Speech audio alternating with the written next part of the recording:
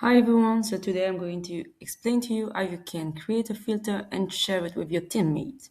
So let's do it.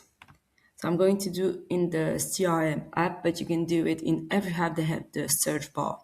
So let's remove the filter by default first, and then let's create a new filter. Let's say that I want to see my opportunity ongoing and group by salesperson.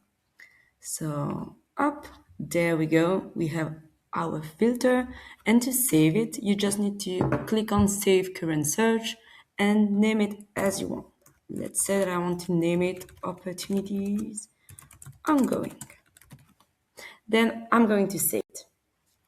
You can see that now my Opportunities Ongoing is on my favorite filter, and now you can share it with your teammate.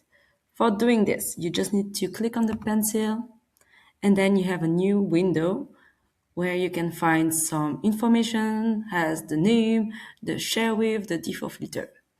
If you want to share it with other user, you need to add them in the share with line. So let's say that I want to share my filter with Mark and save it. And like that, Mark and Michelle will have the opportunity to see the same filter. Another information when you have this window open is you can set this filter as a default filter, which means that when you are going to open the CRM app, the first filter that you're going to see is the opportunity ongoing. Let me show you up. I open the opportunity app and then see the first filter that is highlight is the opportunity ongoing. There you go. I hope this video helped you to create and share a new filter to your teammate. Have a good one.